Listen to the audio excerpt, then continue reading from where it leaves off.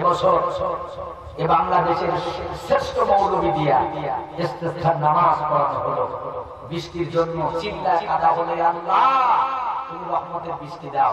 এসে ইমাম সে বলেন তো ওই সময় কি আপনি বৃষ্টি হয়েছিল? না, বৃষ্টি হয় নাই। অথচ আল্লাহ রাসূল সাল্লাল্লাহু আলাইহি ওয়াসাল্লাম সাহাবায়ে কিরামদেরকে নিয়ে নামাজ পড়েছেন। ইস্তেসকার নামাজ শেষ হতে না হতেই বৃষ্টি শুরু হয়ে গেছে।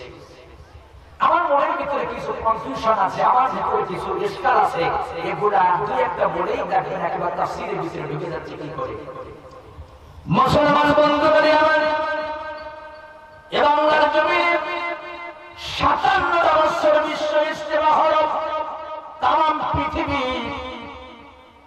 আল্লাহু আকবার, বিভিন্ন রাষ্ট্রের থেকে লক্ষ লক্ষ কোটি কোটি মানুষ ঢাকার গাজীপুরে টঙ্গী ময়দানে একত্রিত হয়ে যায়।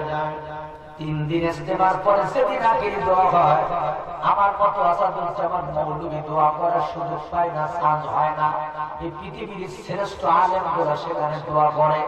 1 মিনিট 2 মিনিট না, এবছর 34 মিনিট দোয়া হলো। আমার ইমাম ফরমা দে, মুসলিম মিল্লাতকে মাহফুজ ফরমা দে, আলেম উলামাকে ইজ্জত ফরমা দে। আপনারা বলেন তো 57টা বছর বাংলাদেশে বিশ্ব ইজতেমা হলো, এত দোয়া এত চোখের পানি ছেড়ে আমরা কাটলাম, তারপর দিন দিন আমাদের কপালে কি বিপদ কমতেছে না আরো বাড়তেছে? খুব ভালো করে মুসলমান বন্ধুরা আমার, গণনা করে দেখা যাবে বাংলার জমিনে 1,23,000 মতো পীর। সবথেকে আমলের দিক থেকে ভালো, মুরিদের দিক থেকে বেশি, দোষের দিক থেকে ভালো।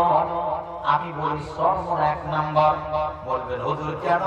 যোগান করে রিপোর্টে দেখলাম গত বছর সর্বনার ময়দানে 1 কোটি মানুষ। যারা বলেন কয় কোটি? বাংলাদেশের বড় বিশ্বাস সর্বনার ময়দানে 1 কোটি মুরিদ নিয়ে দোয়া করে, আয় আল্লাহ আরে বলে আমাদের মুক্তি দেন, মুসলমানদের বিজয় দেন, গজবের দরজা বন্ধ করে রহমতের দরজা খুলে দেন। বছরে 2টা মাহফিল চরমনায় হয়, 1 কোটি মানুষ নিয়ে চোখের পানি ছেড়ে দিয়ে দিয়ে কাঁদে। আপনারা বলেন তো তারপরেও দিন দিন আমাদের কপালে কি বিবাদ কমে না আরো বাড়ে? তাহলে বোঝা গেল চরমনার দোয়াও কবুল হলো না, বিশ্ব ইজতেমার দোয়াও কবুল হলো না। গত বছরের রিপোর্টে হলো বাংলাদেশে 2,50,499টা মসজিদ। এবছর রিপোর্টাররা বলেন না না, বাংলাদেশে 3,31,125টা জামে মসজিদ। আপনারা বলেন তো 3,31,125টা জামে মসজিদ যদি থাকে, ওই কয়টা ইমাম মসজিদে আছে না নাই? 5 ওয়াক্ত দোয়া করি আমরা, জুমার দোয়া, লাইলাতুল কদরের দোয়া, শবে বরাতের দোয়া। আর আমার মতো বক্তারা অক্টোবরের থেকে মাহফিল শুরু করলাম, ঈদের দিন পর্যন্ত শ্বশুর বাড়ি কপালে জোটে নাই, ওদিনও মাহফিল করতে হলো। আর আল্লাহ পাক জানে কবে যে মাহফিল বন্ধ হবে। প্রতি রাত চোখের পানি ছেড়ে দেন, আদি আল্লাহ মাফ করে দেন, গজবের দরজা বন্ধ করে রহমতের দরজা খুলে দেন। তারপরে দেখা যায় দিন দিন কপালে খালি বিপদ বাড়ে, বিপদ কমে না। বোঝা গেল আমার মতো মৌলবীর দোয়া কবুল হলো না। তাহলে এত দোয়া বাংলাদেশে হয়, বলেন তো আমাদের দোয়ার ভিতরে কোনো সমস্যা আছে না? না, আপনাদের কি মনে হয় আছে? রাসূল যদি চলে গেছে, হযরত আব্দুল্লাহ ইবনে সাঈদ ইবনে আব্দুর রাব্বিহি ওনার বাগানের মধ্যে দাঁড়িয়ে বলতেছে, আল্লাহ আজ থেকে চোখ দিয়া নাকি আমার নবীকে দেখতে পাবো না। যে তুমি আমার রাসূলকে দেখো না, ওই চোখে আমি দুনিয়ার আলোটা দেখতে চাই না, সন্তানকে দেখতে চাই না, মা বাবাকে দেখতে চাই না, স্ত্রীকে দেখতে চাই না। আল্লাহ তুমি আমার চোখের আলোটা কেড়ে নাও। দোয়া করছে, আল্লাহ কবুল করে নিয়েছে। একেবারে মরণের আগ পর্যন্ত ভালো চোখের আল্লাহ পাক বন্ধ করে দিয়েছে। সুবহানাল্লাহ। আমি অনেক প্রমাণ দিতে পারবো, দোয়া করেছে, কবুল হয়েছে। আমাদের এত দোয়া, এই দোয়া যায় করে কোন কারণে দোয়া কবুল হয় না, এটা জানার জন্য কোন আইনজীবীর কাছে যাওয়া লাগবে না, কোন বুদ্ধিজীবীর কাছে যাওয়া লাগবে না, কোন বিজ্ঞানীর কাছে যাওয়া লাগবে না, কোন তাত্ত্বিকের কাছে যাওয়া লাগবে না। আপনারা বলেন তো এখন যদি কোরআনের কাছে জিজ্ঞাসা করি, কোরআন কোন কারণে আমাদের দোয়া কবুল হয় না, কোরআন বলে দিতে পারবে কিনা? এই বিষয়ে আপনাদের আছে? অবশ্যই আছে। কোরআন বলতে পারবে, কোরআন বলবে। কোরআনুল কারীমের 21 নম্বর সূরা সূরা 4 এখন লাগবে না, থাক 21 নম্বর সূরায় চলে যাও। সূরাটা কয় নাম্বার মনে রাখেন? 21 নম্বর সূরায় আমাদের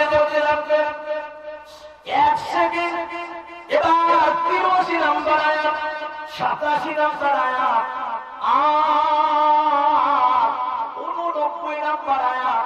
এই তিনটা আয়াত নিয়ে যখন আমরা তাফসীর করব, রিসার্চ করব, গবেষণা করব, 1000 বছর আগে আল্লাহ পাক জানিয়ে দিলেন বান্দারে কোন কারণে তোদের দোয়া কবুল হয় না। তিনজন নবীর জীবনে প্রধানে সংক্ষিপ্ত করে দেয় কি কারণে আমি আল্লাহ তোদের দোয়া কবুল করি না। আমার কোরআনের মধ্যে এমন কিছু নেই যে আমি আল্লাহ দুনিয়াতে দিয়েছি, সব কিছু এই কোরআনের মধ্যে আছে। একবার জোরে বলা যাবে কি মারহাবা। সেই কোরআনে সূরাতুল আম্বিয়া 83, 87, 89 কয়টা আয়াত বলেন তো? তিনটা। এখন আলোচনা শেষ করে ইনশাআল্লাহ আমি চলে যাব কয়লাতে। কালকে সাহেব টেবিলে আলোচনা হবে আসাদুজ্জামান কি ওয়াজ করে গেছে।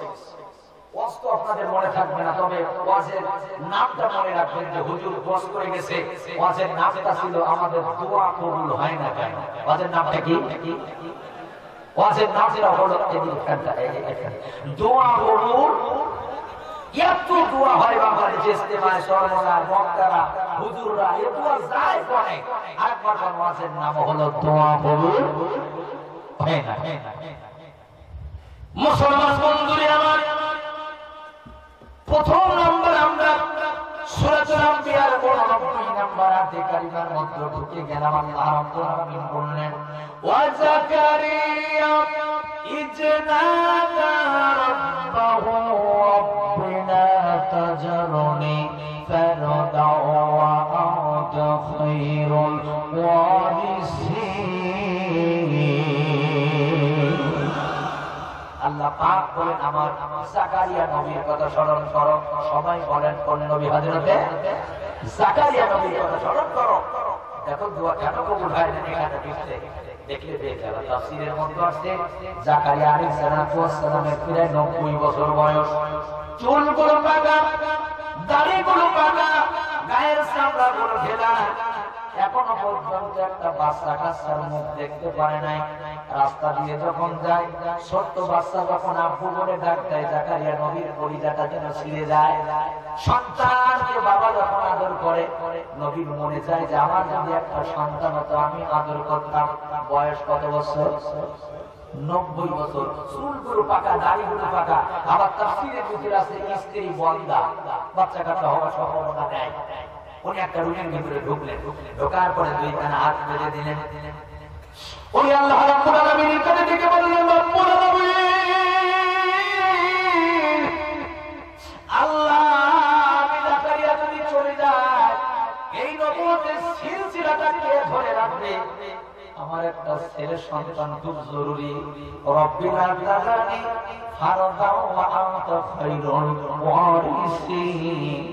আল্লাহ আপনি তো শ্রেষ্ঠ উত্তরাধিকার, আপনি তো বাচ্চা কাচ্চা দিয়ে থাকেন, আমার একা রাখবেন না, একটু দুইজন বানায় দেন, একটা ছেলে সন্তান দেন।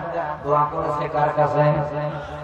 যেই দোয়া করছে সাথে সাথে আল্লাহ কবুল করে নিয়া জাকারিয়া নবীকে ডাক দিয়ে বলেছেন ইয়া জাকারিয়া ইন্না নুবাশশিরুকা বিগুলামিন ইসমুহু ইয়াহইয়া লাম নাজআল লাহু মিন ক্বাবলু সামিয়া। জাকারিয়ার বৃদ্ধ বংশ যখন ছেলে সন্তান চাইছো, আমি আল্লাহ তোমাকে একটা ছেলে সন্তানের সুসংবাদ দিয়ে দিলাম। হতে পারে আমি আল্লাহ রাব্বুল আলামিন তোমাকে বৃদ্ধ বংশে একটা ছেলে সন্তানের সুসংবাদ দিয়ে দিলাম। আর জোরে কমান সুবহানাল্লাহ।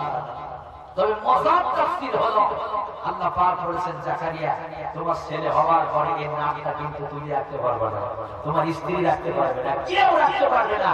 এর নাম থাকবে ইয়াহইয়া। আমি আল্লাহ আসমান থেকে নামটা রেখে দেব লাম নাজআল লাহু মিন ক্বাবলু সামিয়া। এত সুন্দর একটা নাম ইতিপূর্বে আমি আল্লাহ এই নামে কাউকে ডাকি নাই। এই পৃথিবীতে সর্বপ্রথম তোমার সন্তানের নামটা ইয়াহইয়া থাকবে। সুবহানাল্লাহ।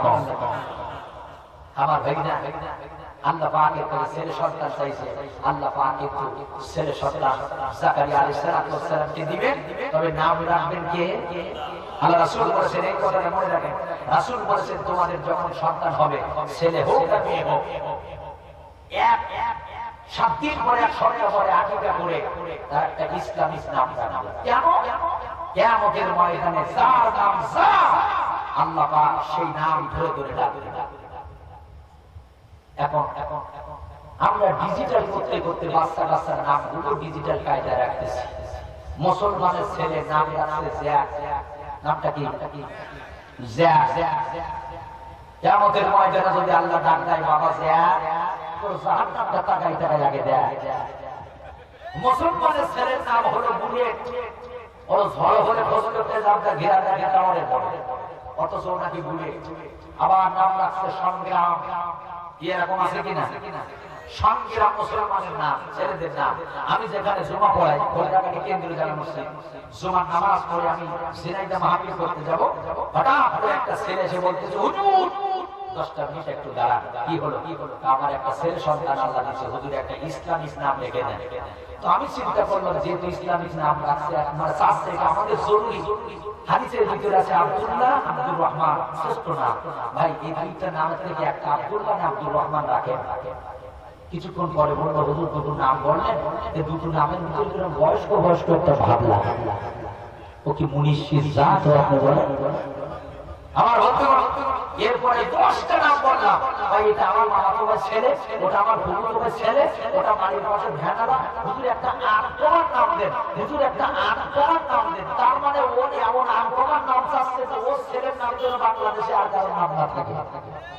আমার মেজাজটা একটু খারাপ হলো, একটু মজা করে বললাম ঠিক আছে আপনার ছেলের নাম এমন একটা নাম দেবো বাংলাদেশে কারো চাই। হ্যাঁ, আমি বললাম আপনার ছেলের নামটা আবু জেহেল থাক। আবু জেহেল নামে কি বাংলাদেশে কারো আছে?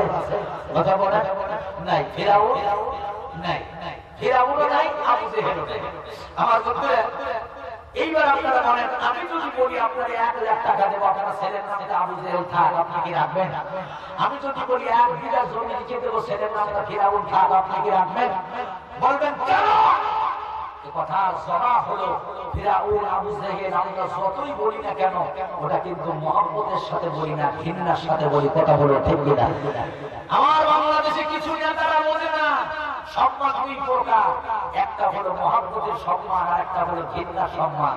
কিছু মানুষ সালাম দেয় কি মুহাম্মদে না ঘৃণা? ঘৃণায় সালাম আছে, একটা হলো মুহাম্মদের সালাম আর একটা হলো ঘৃণার সালাম। এখনো সময় আছে না, আপনি বোঝেন।